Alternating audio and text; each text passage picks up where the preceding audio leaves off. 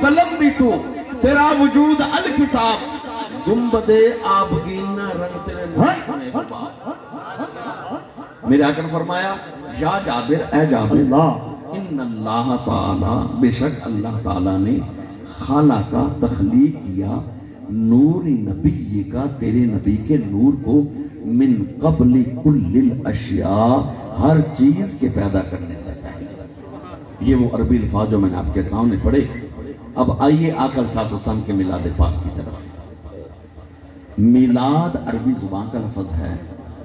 میلاد کا معنی ہے کسی کی ولادت کا ذکر کرنا۔ میلاد، المولود، ولادہ سارے عربی سے ماخوذ ہے۔ میلاد کہتے ہیں کسی کی ولادت کا ذکر کرنا لغوی اعتبار سے۔ جب ہم کہتے ہیں نا میلاد مصطفیٰ کی محفل ہے، مفہوم یہ ہے کہ ایسی مجلس، ایسی محفل جس میں میرے آقا علیہ السلام کا ذکر ہو جائے، وہ حضور کا ذکر، میرے آقا کا دنیا میں تشریف لے آنا، اس کا ذکر ہو، یا میرے آقا کے دنیا سے آنے سے پہلے کا ذکر ہو، یا میرے آقا علیہ السلام کی ولادت کا ذکر ہو، یہ بھی میلاد مصطفیٰ ہے۔ میرے آقا کے والدین کریمین کا ذکر ہو جائے، سیدہ آمنہ، سیدہ عبداللہ کا ذکر ہو جائے، یہ بھی میلاد مصطفیٰ ہے۔ میرے آقا کے پیارے دادا جان حضرت عبد المطلب کا ذکر ہو جائے، یہ بھی میلاد مصطفیٰ ہے۔ میرے آقا کے پیارے چچا حضرت ابو طالب کا ذکر ہو جائے، یہ بھی میلاد مصطفیٰ ہے۔ میرے آقا علیہ السلام کی دائی حلیمہ سعدیہ کا ذکر ہو جائے، یہ بھی میلاد مصطفیٰ ہے۔ میرے آقا کے پنگوڑے میں لیٹنا اور انگلی کا اشارہ کرنا اور چاند کا رقص کرنے کا ذکر ہو جائے، یہ بھی میلاد مصطفیٰ ہے۔ میرے آقا علیہ السلام کے وجود مسعود کی وجہ سے دائی حلیمہ سعدیہ کی چوپڑی کا رات کے وقت روشن ہو جانا، اس کا ذکر کرنا بھی میلاد مصطفیٰ ہے۔ دائی حلیمہ سعدیہ کی خشک بکریوں کے تھنوں میں اتنا دودھ آ جانا کہ برتن بھر جائیں، دودھ پھر بھی ختم نہ ہو، اس کا ذکر کرنا، یہ بھی میلاد مصطفیٰ ہے۔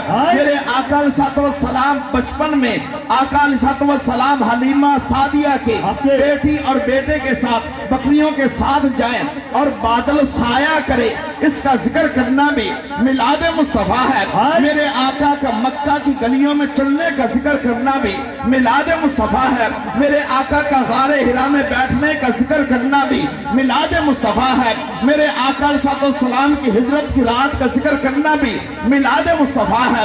میرے آقا علیہ السلام کا حضرت ابو ایوب انصاری کے گھر میں قیام کرنے کا ذکر کرنا بھی میلاد مصطفیٰ ہے۔ میرے آقا کا مسجد نبوی کی تعمیر کرنے کا ذکر کرنا بھی میلاد مصطفیٰ ہے۔ میرے آقا علیہ السلام کا مدینہ کی گلیوں میں چلنے کا ذکر بھی میلاد مصطفیٰ ہے۔ میرے آقا علیہ السلام کی صورت کا ذکر کرنا بھی میلاد مصطفیٰ ہے۔ میرے آقا کے زلف مبارک کا ذکر کرنا بھی میلاد مصطفیٰ ہے۔ میرے آقا کے گورے گورے ہاتھوں کا ذکر کرنا بھی میلاد مصطفیٰ ہے۔ میرے آقا کے علم نشول سینے کا ذکر کرنا بھی میلاد مصطفیٰ ہے۔ میرے آقا کی یا ایھا المزمل والی کالی کملی کا ذکر کرنا بھی میلاد مصطفیٰ ہے۔ المختصر حضور کے زمین پر چلنے کا ذکر بھی میلاد ہے۔ عرش پر جانے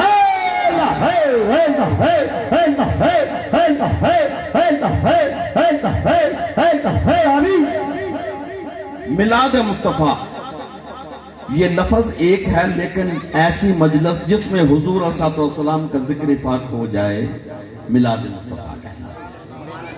اور بالخصوص ربیع الاول شریف کے مہینہ میں گھروں میں، مسجدوں میں، بازاروں میں، پارکوں میں، جگہ جگہ پر حضور علیہ السلام کے میلاد پاک کی محافل کا انعقاد ہوتا ہے۔ مقصد کیا ہے؟ مقصد یہ ہے کہ حضور علیہ السلام کی باتیں ہو جائیں، محبت کا چرچا ہو جائے، آقا علیہ السلام کا ذکر ہو جائے، کیونکہ ذکر کب چھڑتا ہے؟ جب محبت ہو۔ جب محبت ہو، محبت اس بات کا تقاضا کرتی ہے کہ اور کوئی بات کرو نہ کرو میرے محبوب کی بات ضرور کرو، محبت تقاضا کرتی ہے۔ تو آقا صلی اللہ علیہ وسلم کے میلاد پاک کی محفل ہے، ربیع الاول کا مہینہ ہے۔ آقا صلی اللہ علیہ وسلم کی ولادت با سعادت کے متعلق احباب کے علم میں ہے، ربیع الاول کا مہینہ، پیر کا دن، 12 تاریخ، سرکار علیہ السلام سیدہ آمنہ کے حجرے میں اللہ کا یہ نور ظاہر ہوا، اور آقا صلی اللہ علیہ وسلم کی ولادت با سعادت ہوئی۔ آقا صلی اللہ علیہ وسلم کی ولادت با سعادت سے پہلے انبیاء اس بات کی یقیناً گواہی دے کر گئے تھے کہ ایک آخری نبی آئیں گے، جنہوں نے ان کو مان لیا وہی کامیاب ہوں گے، جنہوں نے ان سے انکار کیا وہ جتنے بھی عبادت گزار بن جائیں لیکن ناکام۔ اب آقا صلی اللہ علیہ وسلم کی ولادت با سعادت ہوئی۔ حضور صلی اللہ علیہ وسلم کی ولادت کے وقت ابو لہب، جس کا نام ہم نے آپ نے سب نے سنا ہے، لیکن کس حوالے سے کہ اس نے حضور کے ساتھ دشمنی بہت رکھی۔ جب سرکار نے اعلان نبوت فرمایا نا 40 سال کی عمر میں، نبی تو پہلے دن سے تھے، لیکن جب سرکار نے اعلان نبوت فرمایا تو ابو لہب نے پہلے دن سے لے کر مرنے تک بہت حضور سے دشمنی رکھی۔ لیکن جس دن سرکار کی ولادت ہوئی نا، ابو لہب کی لونڈی، ابو لہب کی گھر کی خادمہ، اس وقت لونڈیاں اور غلام ہوتے تھے، یعنی منڈیوں میں جو جنگی قیدی ہوتے تھے، مرد اور عورتیں وہ بکتے بکاتے اگلے کے ہاتھوں میں جاتے تھے۔ تو ابو لہب کے گھر کی لونڈی، زر خرید لونڈی، نام اس کا تھا سویبہ، وہ سیدہ آمنہ کے حجرے میں تھی۔ جب پتا چلا کہ جناب عبداللہ جو دنیا سے پہلے تشریف لے گئے ہیں، سرکار کی ولادت سے 6 مہینے پہلے میرے آقا کے والد ماجد دنیا سے وصال فرما گئے تھے، تشریف لے گئے تھے، تو لونڈی دوڑتی گئی ابو لہب کے گھر اور اپنے آقا کو جا کر کہتی ہے، مبارک ہو کہ تیرا بھتیجا ہوا ہے، مبارک ہو کہ تیرا بھتیجا ہوا ہے۔ ابو لہب نے خوشی میں آ کر اپنی انگلی اٹھائی اور کہا، جا بڑی اچھی خبر لائی ہے، میں نے تجھے آزاد کیا، میں نے تجھے آزاد کیا۔ یہ لکھا کہاں ہوا ہے؟ امام بخاری شریف میں لکھا ہے۔ بخاری شریف میں صرف 1-2 باتیں نہیں کہ ہاتھ ادھر باندھنے ہیں یا بار بار ہاتھ اٹھانے ہیں، بخاری میں حضور صلی اللہ علیہ وسلم کے میلاد کا ذکر بھی ہے۔ اسی بخاری میں لکھا ہے کہ ابو لہب نے انگلی کا اشارہ کیا کہ میں نے تجھے آزاد کیا۔ وقت گزرتا گیا، جب 40 سال کی عمر مبارک میں میرے آقا صلی اللہ علیہ وسلم نے اعلان نبوت فرمایا تو ابو لہب نے بہت دشمنی رکھی، بہت دشمنی کی، مر گیا، زندگی میں کلمہ نہیں پڑھا۔ مرنے کے بعد حضور کے چچا جان حضرت عباس بن عبد المطلب کو خواب میں ملا، حضرت عباس بن عبد المطلب کو خواب میں ملا۔ حضرت عباس نے پوچھا، ابو لہب ما حالک یا ابا لہب، آپ نے پوچھا خواب میں، ما حالک یا ابا لہب، ابو لہب مرنے کے بعد کیسی گزر رہی ہے؟ تو جواب دیتا ہے خواب میں، کہتا ہے جس دن سے مرا ہوں بڑی تکلیف میں ہوں۔ تکلیف میں تو ہونا ہے، جس نے زندگی میں سرکار کے ساتھ دشمنی رکھی ہو، کلمہ ایک بار بھی نہ پڑھا ہو، تکلیف میں تو ہونا ہے۔ کہتا ہے جس دن سے مرا ہوں بڑی تکلیف میں ہوں، لیکن ہر سوار کے دن وہ انگلی جو میں نے اپنے بھتیجے کی ولادت کی خوشی میں اٹھا کر لونڈی کو آزاد کیا تھا، اس سے پانی نکلتا ہے جس کو پی کر میری تسکین ہو جاتی ہے۔ غور کرنے کی بات ہے، اس سے ہر سوار کے دن پانی نکلتا ہے اب یہاں دیکھیے کہ ابو لہب نے زندگی میں کلمہ ایک بار بھی نہیں پڑھا اور حضور کی ولادت کی خوشی میں انگلی اٹھائی. اللہ پاک کو اتنا پیار ہے اپنے حبیب سے کہ ابو لہب کا انگلی کا بدلہ نہیں رکھا, اس کا بدلہ اس کو دے دیا. اور جو عاشقان مصطفیٰ یہاں ٹھکری والے میں بیٹھے ہیں, صبح و شام کلمہ رسول بھی پڑھتے ہیں, آقا کا میلاد بھی مناتے ہیں. جو کلمہ ایک بار بھی نہ پڑھے سبحان اللہ, اس کو میلاد کی خوشی کا اجر مل جائے.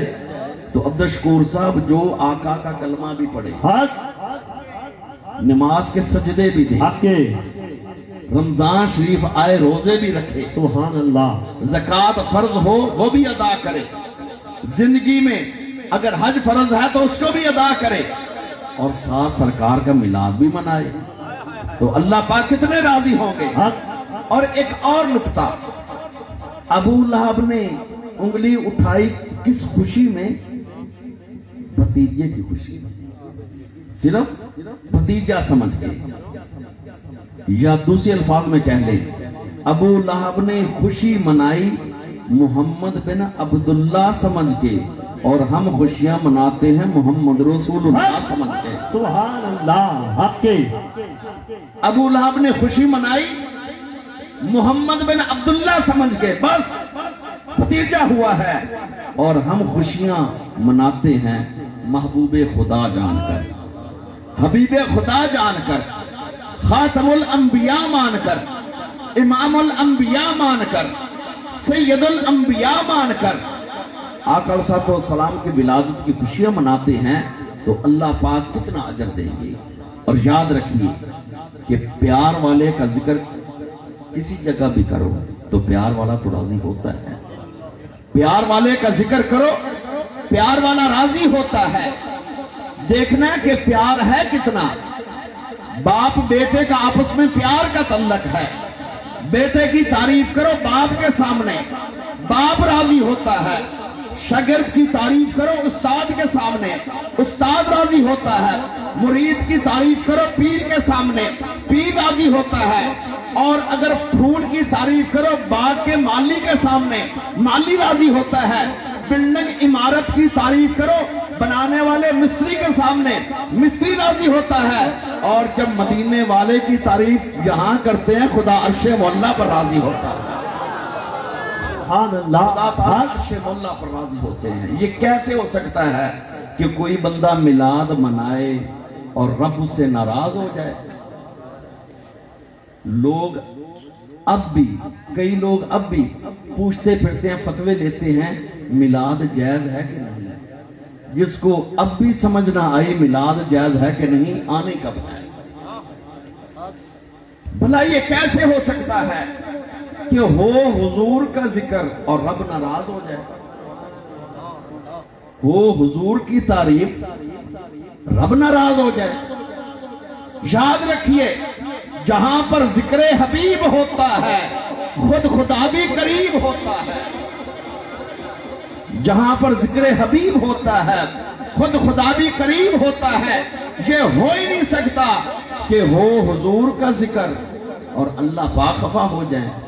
اس کو تو اپنے حبیب کا ذکر اتنا پسند ہے کہ آقا علیہ الصلوۃ والسلام نے فرمایا, میرا رب فرماتا ہے, حدیث قدسی کہتے ہیں, ایسی حدیث کہ جس میں الفاظ حضور کے ہوں لیکن حضور آگے یہ فرمائیں میرا رب کہتا ہے. میرے آقا نے فرمایا میرا رب یہ کہتا ہے کہ جہاں پر میرا ذکر ہو وہاں پر میرے حبیب کا ذکر ہو. جہاں پر میرا ذکر ہو وہاں پر میرے حبیب کا ذکر ہو. اب دیکھیے میلاد مصطفیٰ میں ابو لہب کا میں نے حوالہ دیا کہ اس نے آقا علیہ الصلوۃ والسلام کی ولادت کی خوشی کا اظہار کیا, اللہ پاک نے اس کا اجر نہیں رکھا. تو جو اہل ایمان سرکار کا کلمہ بھی پڑھیں, حضور کا میلاد بھی منائیں, اللہ پاک اتنے راضی ہوتے ہیں. اور آقا علیہ الصلوۃ والسلام کی ولادت باسعادت کا مہینہ ہے ربیع الاول. ربیع الاول کی آج 4 تاریخ گزر گئی, 5 شروع ہوگی رات. ربیع کا معنی ہے بہار, ربیع کا معنی ہے بہار, اور الاول کا معنی ہے پہلی خاص. مطلب پہلی خاص بہار. گویا کہ یہ الفاظ سرکار کی ولادت باسعادت کا مہینہ ایک مہینہ نہیں بلکہ خود پیغام دے رہا ہے. پیغام کیا دے رہا ہے؟ ربیع کا معنی ہے بہار، الاول کا معنی ہے پہلی خاص. گویا کہ یہ مہینہ خود بتلا رہا ہے کہ لوگوں بہاریں تو پہلے بھی آئیں، یعنی نبی تو مجھ سے پہلے بھی آئے، رسول مجھ سے پہلے بھی آئے، آسمان سے کتابیں پہلے بھی اتری، لیکن جس شان اور سج دھج سے یہ حبیب خدا آیا ہے ایسا پہلے کبھی نہیں. سبحان اللہ. اللہ ایسا پہلے کبھی نہیں آیا. کیوں؟ اس لیے کہ اللہ پاک نے کسی کو، جو انبیاء آئے نا پہلے، کسی کو اللہ پاک نے نبی بنا کر بھیجا، ایک بستی کا نبی، ایک علاقے کا نبی، یا ایک شہر کا نبی، ایک زمانے کا نبی. لیکن جب میرے اور آپ کے پیارے آقا علیہ الصلوۃ والسلام کی باری آئی نا، اللہ پاک نے فرمایا قرآن حکیم کے اندر کہ الی کافۃ الناس، اے حبیب آپ سے پہلے بھی نبی بھی آئے، رسول بھی آئے، لیکن ان کے لیے کسی کے لیے حد بندی کر دی کہ یہ ایک شہر کے نبی ہیں، یہ ایک علاقے کے نبی ہیں، یہ ایک جو ہے نا قوم کے نبی ہیں. لیکن اے حبیب کریم زمینیں بھی تیرے لیے ہیں، زمانے بھی تیرے لیے ہیں. سبحان اللہ. جہاں جہاں تک خدا کی خدائی ہوگی، وہاں وہاں تک پیارے مصطفیٰ کی مصطفائی ہوگی. اب سکہ میرے آقا کا چلے گا. حضور صلی اللہ علیہ وسلم کے بعد نہ کوئی نبی آئے گا، نہ کوئی رسول آئے گا، نہ آسمان سے کتاب اترے گی. اب سکہ ہمیشہ ہمیشہ میرے آقا کی نبوت و رسالت کا چلے گا. اور ایک اس کے اندر جو اہم بات عقیدے کی بھی ہے کہ حضرت عیسیٰ ابن مریم اللہ کے نبی تھے، اللہ کے نبی تھے.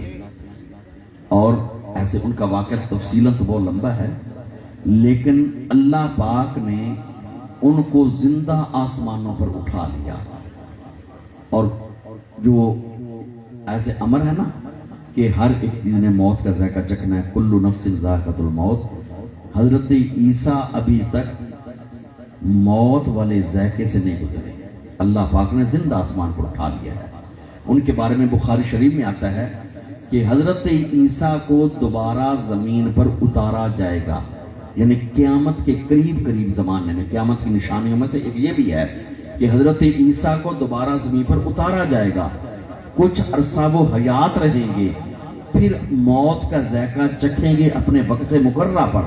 لیکن یاد رکھیے حضرت عیسیٰ ابن مریم اپنے وقت میں نبی تھے، ان پر آسمان سے کتاب بھی اتری، انجیل.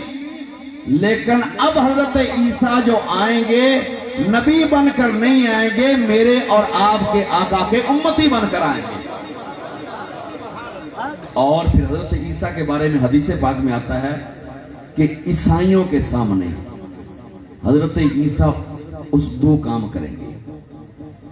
ایک کام تو یہ کریں گے کہ عیسائیوں کا ایک جو مونوگرام ہے صلیب، یہ ان کا عقیدہ کیا ہے؟ وہ کہتے ہیں کہ حضرت عیسیٰ کو یہودیوں نے ایسے تھا کہ آپ کو جو سولی پر چڑھا دیا تھا، اور ایسے تھا آپ کو تیر مار، سولی کا نشان ہے یہ صلیب.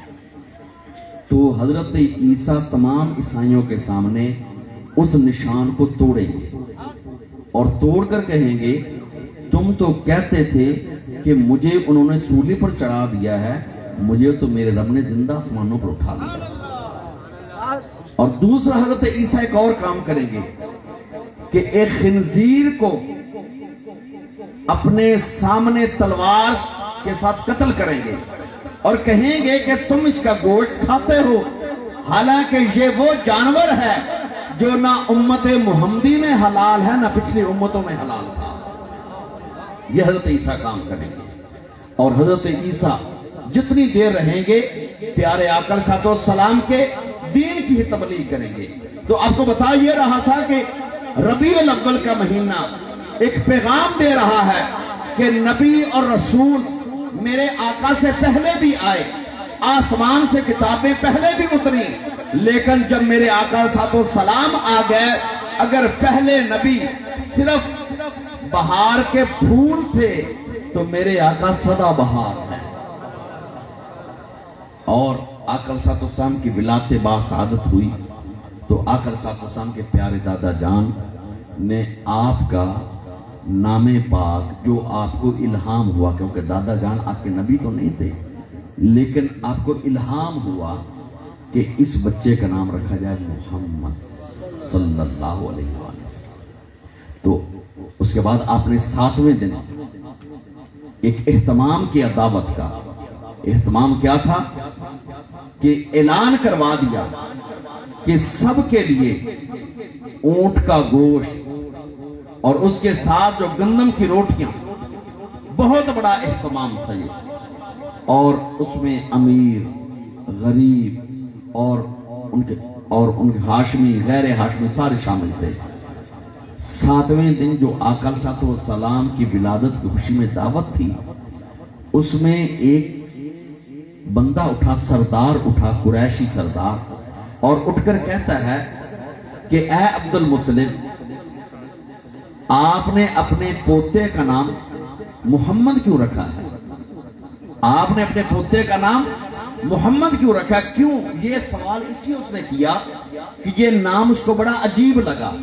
अजीब ऐसे कि अरबी लोगों के यहाँ जब बेटा पैदा होता था तो अपने बेटे का नाम ऐसा रखते थे कि जिसमें खौफ और डर हो। मिसाल के तौर पर बेटे का नाम रखते हरब या असवद या फिर हजर या काब या मुर्रा। ये नाम ऐसे हैं कि इनमें से अगर बच्चे का नाम रखा जाए हजर, हजर का माना है पत्थर, मुर्रा का माना है सख्त गुस्से वाला, और इसी तरह जो है ना अल्फाज काब का माना है उबरी हड्डी। अरबी लोग अपने बच्चों के नाम जरा सख्त रखते थे। उनको एक उम्मीद थी कि हमारा फलां जो बंदा कत्ल हो गया है ना, उसका बदला ये बच्चा लेगा। बस एक ही काम था उनके ज़हन में। लेकिन नामे मोहम्मद बड़ा मीठा था, बहुत नरम था, बहुत प्यारा था।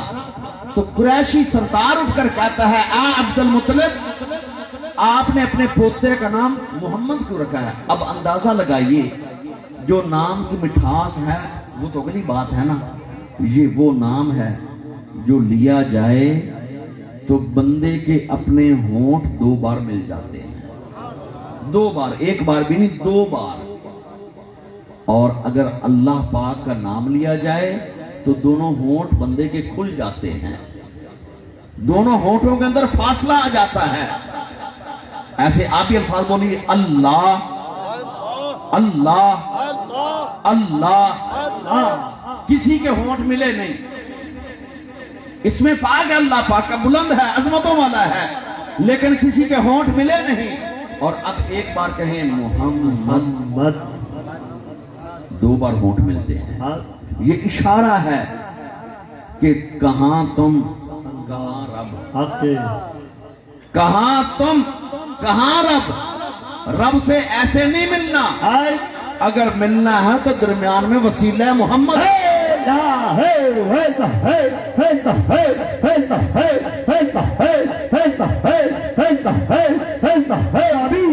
अगर आकल सातो सलाम की जाते पाक से दरमियान में हुजूर के नाम का वसीला आ जाएगा, मेरे आकल सातो सलाम के इसमें गिरामी आ जाएगा, तो टूटे हुए रिश्ते में जुड़ जाएंगे।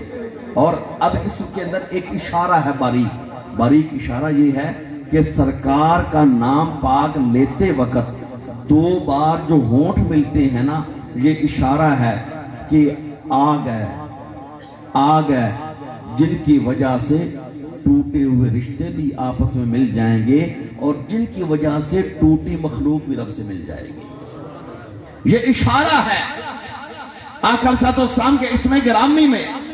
तो आकल सातो सलाम का नाम पाक आपके जो प्यारे दादा जान ने रखा ना मोहम्मद, तो उस बंदे ने उठकर कहा कि अहले अरब में ये नाम राइज नहीं है, ये चलता नहीं है। تو آپ نے اپنے پوتے کا نام یہ کیوں رکھا؟ جناب عبد المطلب نے جو جواب دیا وہ جواب بھی میرا ایمان تو کہتا ہے الہام تھا رب کی طرف سے، کیونکہ قرآن بعد میں اترا ہے، قرآن کی آیات بعد میں اتری ہیں، لیکن جناب عبد المطلب نے ایسے جواب دیا جیسے قرآن ان کے سامنے تھا۔ جناب عبد المطلب نے فرمایا میں نے اپنے پوتے کا نام محمد اس لیے رکھا ہے تاکہ زمین والے بھی تعریفیں کریں، آسمان والے بھی تعریفیں کریں۔ سبحان اللہ اللہ۔ یہ ہو گیا، جواب دے دیا، لیکن قرآن اترا ہے بعد میں۔ اس میں کیا لکھا ہے؟ اس میں ہے ان اللہ و ملائکتہ یصلون علی النبی یا ایھا الذین آمنوا صلوا علیہ وسلموا تسلیما۔ اللہ اور اس کے فرشتے بھی پیارے نبی پر درود پڑھ رہے ہیں، اے ایمان والو میرے نبی پر درود بھی بھیجو، سلام بھی بھیجو۔ تو جناب عبد المطلب نے ابھی قرآن اترا نہیں، ابھی میرے آقا علیہ الصلوۃ والسلام کا دنیا میں تشریف لے کر آنے کی عمر 7 دن ہوئی ہے، لیکن جناب عبد المطلب نے جواب ایسے دیا کہ جیسے رب کا قرآن ان کے سامنے کھلا ہوا تھا۔ انہوں نے فرمایا میں نے اپنے پوتے کا نام محمد اس لیے رکھا ہے تاکہ زمین والے بھی تعریف کریں، آسمان والے بھی تعریف کریں۔ اور یاد رکھیے یہ نام پاک وہ نام ہے کہ جس کے بارے میں علامہ اقبال کہتے ہیں کہ قوت عشق سے ہر پست کو بالا کر دے۔ علامہ اقبال کہتے ہیں کہ اگر ہر نیچی چیز کو اونچا کرنا ہے نا تو بس ایک قوت عشق چاہیے۔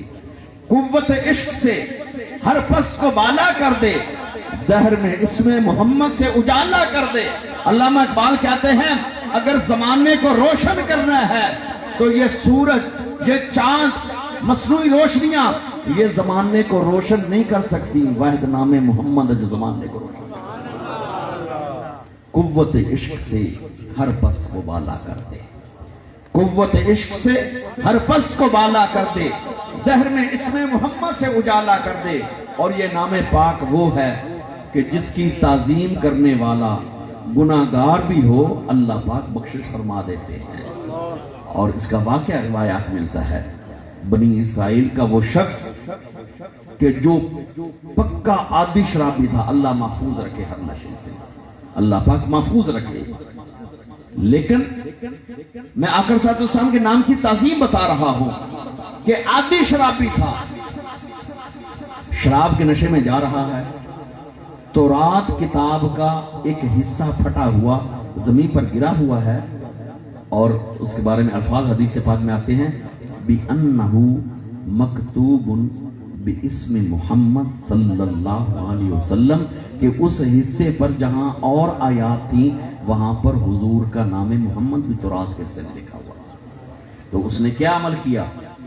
وہ ورقہ اٹھایا، ہاتھ سے صاف کیا، پھر اس کو پیارا لگا، اس نے چوما، گھر جا کر اونچی جگہ پر رکھ دیا۔ مرنے کے بعد اللہ پاک نے ملائکہ کو فرمایا میرے ملائکہ اس نے میرے حبیب کے نام کی تعظیم کی ہے، اس کے گناہوں کو بخش دیا جائے۔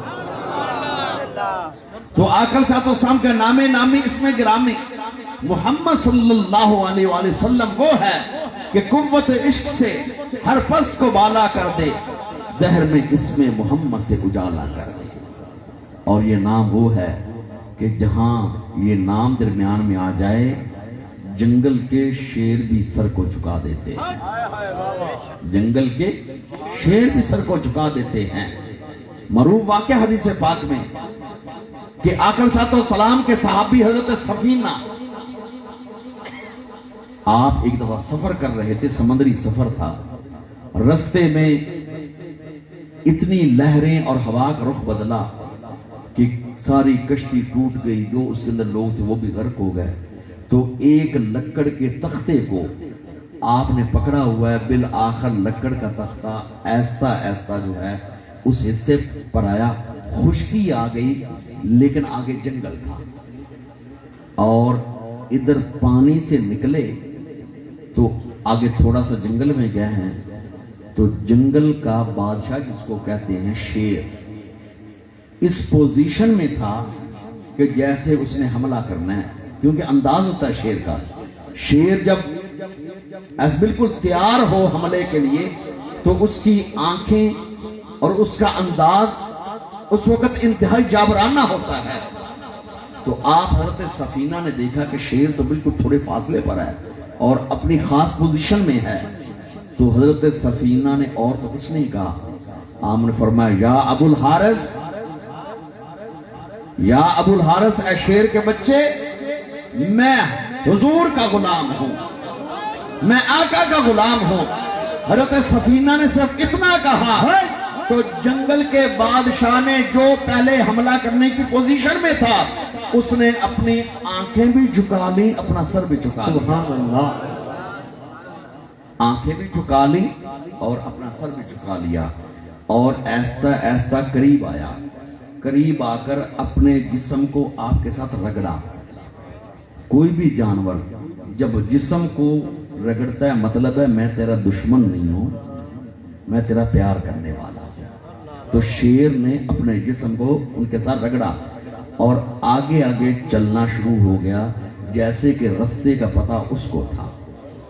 اور کافی چل کر جہاں جنگل ختم ہوا شیر ادھر سے واپس آ گیا اور جو آقا کے صحابی سفینہ جنگل سے بیٹھ. اللہ. یہ آقا صلی اللہ علیہ وسلم کے نام پاک کی برکت ہے کہ اگر یہ واسطے کے طور پر دیا جائے اللہ پاک اس کا واسطہ قبول فرماتا ہے. اور تو اور حضرت آدم علیہ السلام اور حضرت حوا زمین پر اتار دیے گئے. اللہ پاک کا نظام چلنا تھا، اللہ پاک کے حضور دعائیں کرتے رہے، لیکن اللہ پاک کی نظر التفات نہیں ہوئی. حضرت آدم علیہ السلام نے ایک دن ہاتھ اٹھا کر کہا اللہم انی اسألک بحق محمد صلی اللہ علیہ وسلم، اے اللہ میں آپ سے سوال کرتا ہوں نام محمد کے وسیلے سے.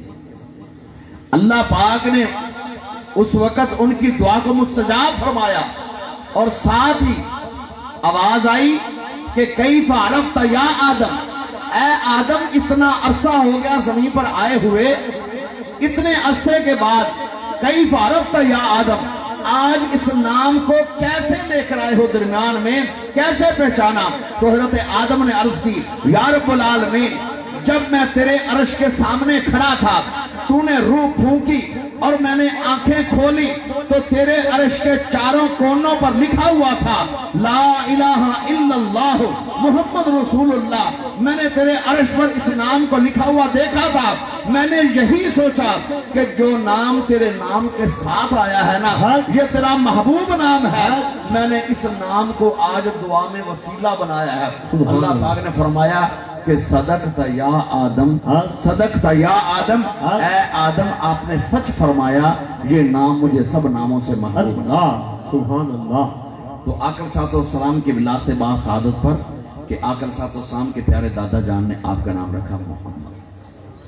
اب اس کی آخری بات ذکر کر کے اور اس کے بعد صلی اللہ علیہ وسلم انشاءاللہ.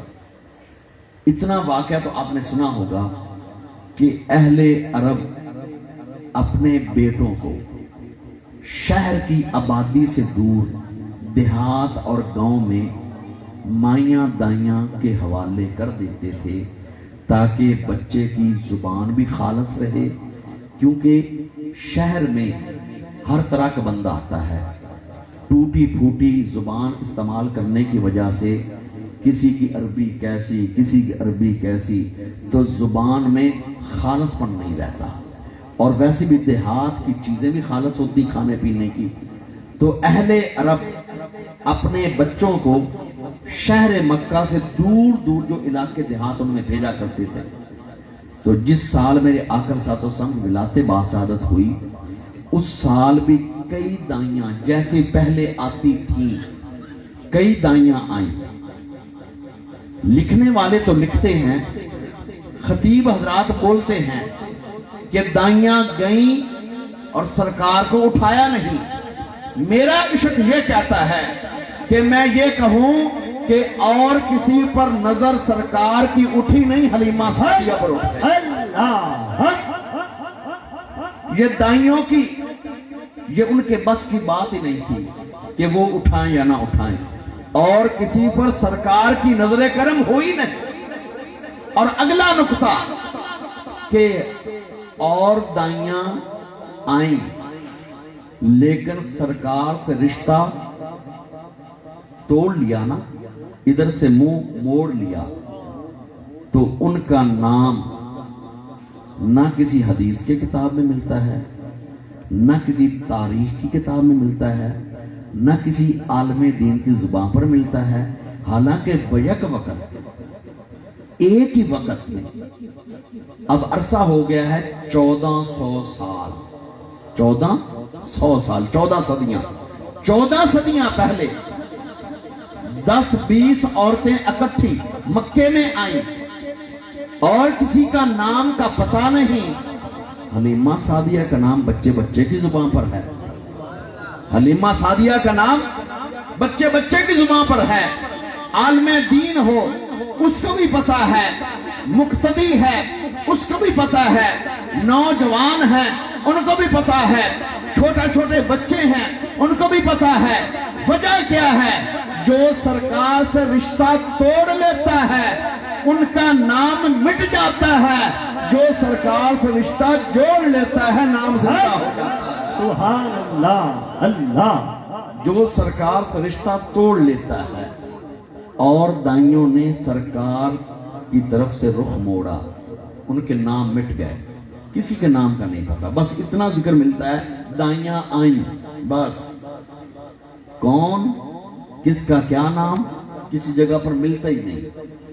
لیکن حلیمہ سعدیہ، حلیمہ کا نام بھی ملتا ہے، حلیمہ سعدیہ کے قبیلے کا نام بھی، اور الحمدللہ اللہ پاک کے فضل و کرم سے، آقا کی نظر رحمت سے، وہ قبیلہ جہاں پر آباد تھا بنو سعد قبیلہ، میں نے خود ادھر جا کر زیارت کی، رضوان صاحب ساتھ تھے میرا خیال ہے کہ ادھر جا کر زیارت کی اس جگہ کی، کہ مکہ مکرمہ سے 150 کلومیٹر دور طائف، اور طائف سے آگے نکل کر روڈ پر اب بھی بورڈ لگا ہوا ہے کہ جو اشارہ قبیلہ بنو سعد، تو قبیلہ بنو سعد آج تک ان کا نام بھی زندہ ہے، حلیمہ سعدیہ کا نام بھی زندہ ہے۔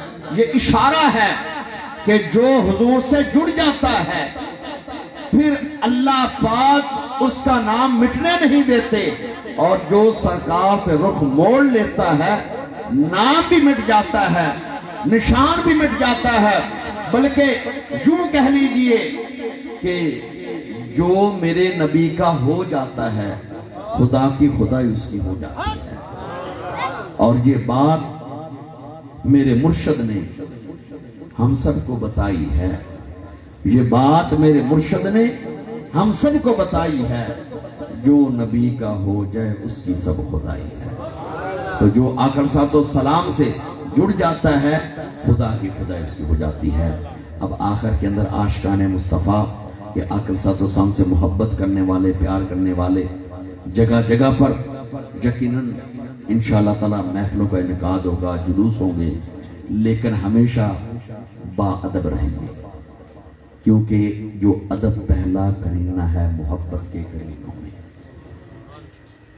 اول تو ایسے جھنڈے اور جھنڈیاں جن پر سرکار کا اسم پاک لکھا ہو، یا سرکار کے جو ہے نا گنبد خضرا کی عکس ہو، وہ استعمال ہی نہ کریں، لگائیں نہ۔